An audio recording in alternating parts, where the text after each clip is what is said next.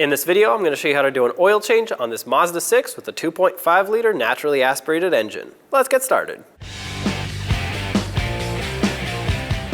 To access the oil drain plug as well as the filter, you can remove this access panel here, take a trim tool, pop out the push clip from the back side, and then there are two 8mm screws that go on the front of this. Remove them both. Pull this panel away.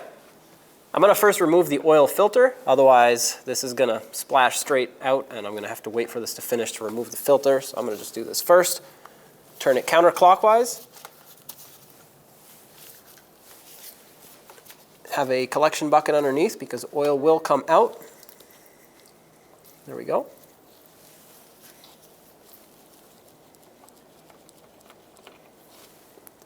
Let this drain, and then grab a T50 torque socket to remove that drain bolt.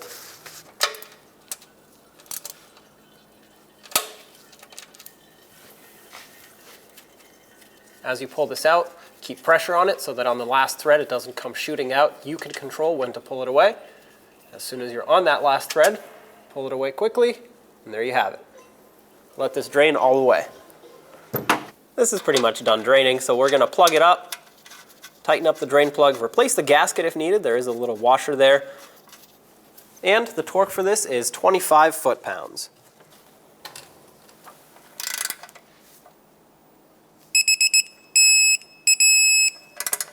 That's it. Wipe off any excess that dripped off. That way you don't confuse it for a potential leak. And let's install a new oil filter. Now let's clean up the surface where the oil filter goes, inspect it, make sure it's all good. I prefer to pre-fill my oil filters. You don't necessarily have to. This is just something I like to do so that it doesn't start up completely dry, and use the 0W20 oil that the vehicle is rated for. Just fill it most of the way. I like to take a little bit of this oil on a clean glove, lubricate the O-ring, this gasket that sits here. This is going to prevent this gasket from sticking onto the oil filter housing in the future. Put the oil filter up, start it onto its threads. Make sure it starts on smoothly. Once it bottoms out, which is right about here, give it about half a turn by hand. That's it. You don't need to tighten it any more than this. You definitely do not need to use an oil filter wrench to tighten it. Reinstall this cover. I'm going to start on the two screws.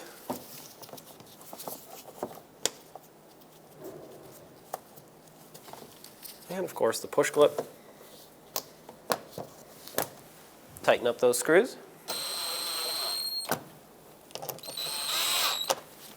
Let's go up top and fill it. Under the hood, you'll see that there are two cutouts on the engine cover. The one on the right is going to be your oil filler cap, so twist that counterclockwise and remove it. I'm going to stick my little homemade funnel in here and put 5 quarts of 0W20 oil in here. Now, I pre-filled my oil filter, so I'm going to count that as part of the 5 quarts. This is the bottle that I opened earlier.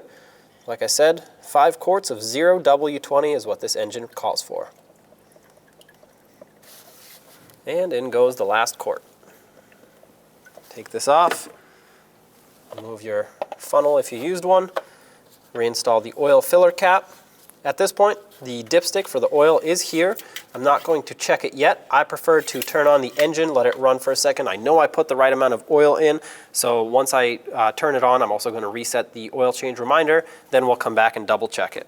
Now to reset the oil change reminder, you're going to want to turn the ignition on. So if you have the push button start, push it twice. That's going to bring you into the on position. With the info button on the steering wheel, you're going to want to scroll until you reach the settings, and then just press on the center of the button. That'll bring you into the settings menu. Scroll down until you reach maintenance. Click that.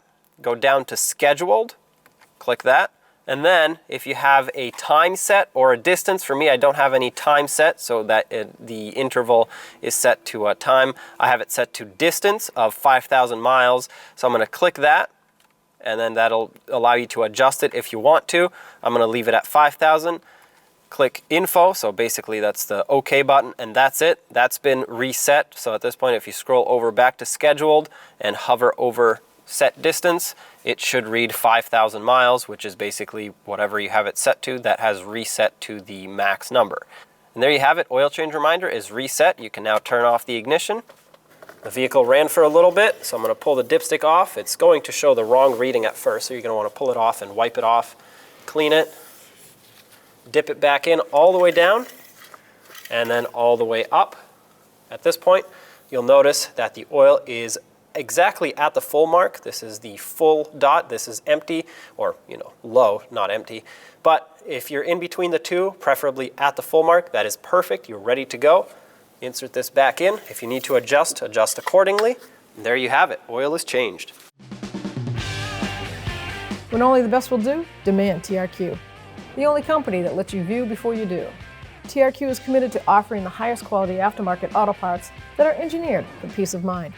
Thanks for using and viewing with TRQ.